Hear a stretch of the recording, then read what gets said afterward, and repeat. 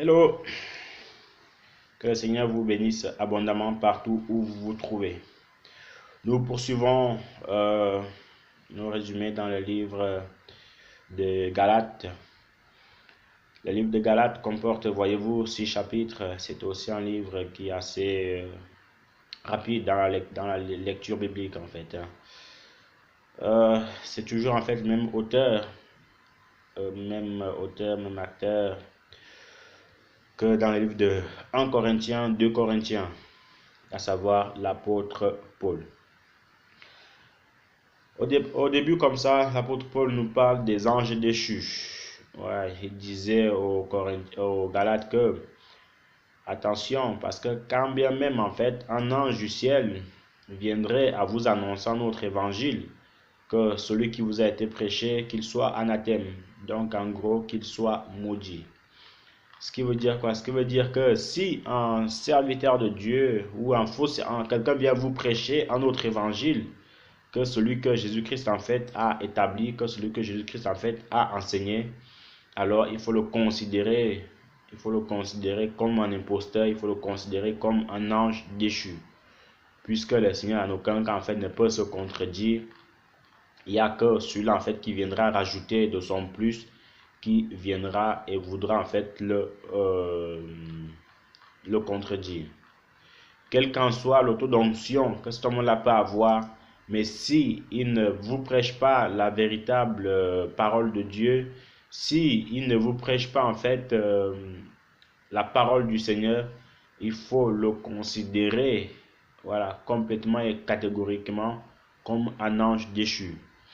Et j'aime beaucoup l'expression d'ange déchu ici. Pourquoi? Parce que c'est en général, quand on parle d'ange, c'est des choses, une personne en fait, c'est un être céleste qui est inspiré, c'est un être céleste qui est mandaté. Maintenant, c'est l'action qu'il faut se poser, mandaté par qui et pour qui.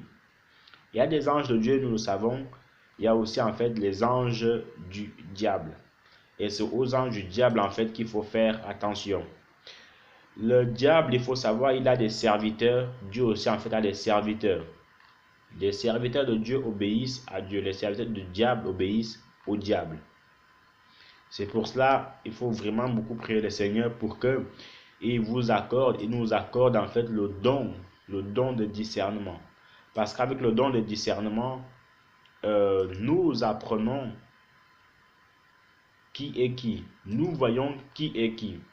Mais sans en fait ce don-là, nous ne pourrons pas du tout. Sans ce don-là, on risque de se faire complètement en fait avoir.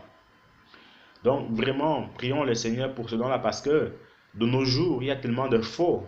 Bien évidemment, il y a aussi des vrais que si nous ne faisons pas attention, on risque de manger toutes sortes de prédications qui viendraient de gauche et de droite. Et ici, l'apôtre Paul va prévenir les Galates que, attention, parce que quand bien en fait un ange du ciel viendrait à vous annoncer notre évangile, que celui qui vous a été prêché, qu'il soit anathème ou qu'il soit maudit. Donc en gros, d'autres personnes en fait, qui viennent vous enseigner d'autres doctrines, d'autres choses que la croix de Jésus-Christ, alors sachez en fait qu'ils doivent être maudits selon ce que l'apôtre Paul nous dit. Et en continuant, les Galates ici au chapitre 3 vont avoir un problème, puisque l'apôtre Paul va leur dire aux Galates, qui vous a ensorcelé, vous êtes dépourvus de sens, qui après avoir cru à la parole de Dieu, maintenant vous vous détournez si promptement. Et l'apôtre Paul regrette en fait de les avoir prêché la parole de Dieu. Ça veut dire quoi? C'est comme si en fait, voyez-vous, vous prêchez la parole de Dieu à quelqu'un, voilà, vous prêchez la parole de Dieu à quelqu'un, et qu'est-ce qui se passe? Quelque temps après, elle se détourne. Après tant de travail, vous serez quand même dessus.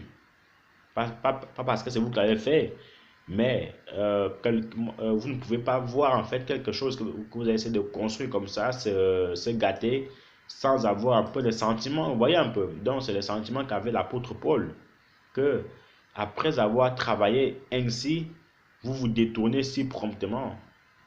Mais bon, par la grâce de Dieu, j'espère qu'ils sont revenus en fait à la bonne voie tout simplement. Mais toujours, c'est ce que l'apôtre Paul les a fait, ce reproche-là. Parce ils se sont en fait écartés. En continuant au chapitre 4, l'apôtre Paul nous avertit en disant en fait qu'il est bon d'avoir du zèle en tout temps, mais non seulement quand je suis là. C'est un bon chapitre ici aussi. Pourquoi? Parce que vous savez, les Galates avaient, avaient un don. Quand l'apôtre Paul était là, c'était des chauds, des chrétiens chauds bouillants. Ils parlaient en langue, ils prêchaient, tout ce qu'un frère peut faire. Hein. Ça, l'apôtre Paul était là, il disait que waouh, ça c'est vraiment une bonne église, ça c'est vraiment des bons frères et tout ça. Mais, quand l'apôtre Paul tournait le dos, bah, il entendait en fait des choses sur les Galates, il entendait en fait des choses sur cette église-là. Du coup, il s'est demandé, mais qu'est-ce qui se passe? Est-ce que c'est vraiment en fait les Galates que je vois quand je suis avec eux? Est-ce que c'est encore les mêmes comme rapporte tout ce rapport-ci? Donc, en gros, voyez-vous, il faisait parfois semblant d'être chaud bouillant, mais quand l'apôtre Paul tournait le dos, alors il devenait d'autres personnes. C'est à peu près en fait l'exemple de beaucoup de chrétiens aujourd'hui. Quand il y a l'homme de Dieu, c'est chacun qui veut montrer à l'homme de Dieu qu'il prie, c'est chacun qui veut montrer à l'homme de Dieu qu'il est vraiment spirituel, c'est chacun qui veut montrer à l'homme de Dieu qu'il est vraiment là, c'est chacun... Mon ami, tu n'as rien à montrer. Tu n'as rien à montrer du tout. Reste toi-même, que l'homme de Dieu soit là, que l'homme de Dieu ne soit pas là. Ça ne sert à rien de faire le cinéma, ça ne sert à rien d'être euh, une autre personne, alors que qu'au fond de toi, tu ne l'aimes pas, quoi. Tu es en train de jouer de la comédie, tu es en train de te mentir toi-même. Et le Seigneur n'aime pas les comiques. Voilà, il n'aime pas les comiques spirituels. Et c'est pour ça que l'apôtre Paul va dire que ayez toujours le même zèle, que je sois là ou que je ne suis pas là, tout simplement. Parce que en faisant cela, vous mentez vous-même. En faisant cela, vous êtes en train de vous séduire vous-même. Et c'est aussi en fait le message qu'il veut vraiment donner en fait à tout le corps de Christ. Maintenant, c'est que mon frère, ma soeur, sois toi-même. Que l'homme de Dieu soit là, reste toi-même. Si tu avais l'habitude de prier, prie, feu. Tu n'as pas l'habitude de prier, feu, ça ne sert à rien de te séduire, ça ne sert à rien, reste toi-même. Donc, vraiment, ne te mens pas, hein. Reste tranquille et puis tout va bien. Que l'archibishop soit là, ou le tribishop soit là, ou le général, ou tout ce que tu veux, reste toi-même, tout simplement. En continuant au chapitre 5, l'apôtre Paul nous apprend que c'est pour la liberté que Christ nous a affranchis et nous devons en fait demeurer dans cette liberté-là. Donc le Seigneur est venu nous libérer de l'esclavagisme. Voilà, de l'esclavagisme. Mais tu dois savoir que cette liberté-là ne doit pas être pour toi en fait une occasion de chute. Cette liberté ne doit pas faire de toi une pierre d'achoppement. Ça veut dire quoi? Ça veut dire que c'est pas pour autant que tu vas commencer à dire, de toute façon, moi, dans tout ce que j'ai fait, moi je suis libre, je suis libre de faire ce que je veux. Non. La liberté là en fait, c'est de ne pas dépendre de qui que ce soit. Tu dois seulement en fait dépendre du Seigneur tout simplement. Tu dois dépendre du Seigneur. C'est ça en fait la liberté. Mais quand on te dit de faire quelque chose pour le Seigneur, tu dois le faire. Tu ne dois pas manquer de respect aux gens. Tu dois être en fait, comment dirais-je, de manière simple, de manière humble, tout simplement. Voilà ce que veut dire la liberté. En continuant au dernier chapitre, dans le chapitre 6, l'apôtre Paul nous dit une parole très importante ici que, frère, si quelqu'un d'entre vous vient être surpris en quelque faute, vous qui êtes spirituel, voilà, relevez-le avec un esprit de douceur, un esprit calme. Ça veut dire quoi? Ça veut dire que toi, mon frère, toi, ma soeur, si toi, en tant que chrétien converti, chrétien engagé dans les choses de Dieu, c'est bien, très bien.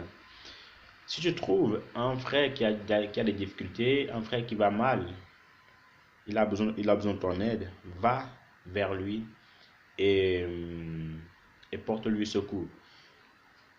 Même si tu vois qu'il a péché, porte-lui secours. Ne commence pas à dire que, ne commence pas en fait à lui raconter toute la Bible. Non, c'est pas ce qu'il a besoin. Il a besoin de réconfort. Réconforte-le, dis-lui que ça va aller, le Seigneur t'a pardonné, mais ne recommence plus. Mais jamais, mais tu vois que c'est écrit dans la Bible. Hein? Pourquoi tu as péché? Hein? Pourquoi ci, pourquoi ça? Non. Tu n'es pas là pour faire ni le juge, ni l'avocat, ni le procureur. Non. Tu es seulement là pour exhorter ton frère, pour exhorter ta sœur. C'est souvent en fait quelque chose que nous oublions souvent parce qu'on se dit que moi je suis tellement haut placé, moi je suis tellement spirituel que rien ne m'arrivera. N'oubliez jamais que ça n'arrive jamais qu'aux autres. Hein. Ça n'arrive jamais qu'aux autres, ça arrive à tout le monde. Donc vraiment, toi mon frère, toi ma soeur, ayons cet amour-là d'encourager les gens, d'aller relever ceux qui sont tombés, ceux qui sont abattus, pour que aussi puissent revenir au Seigneur.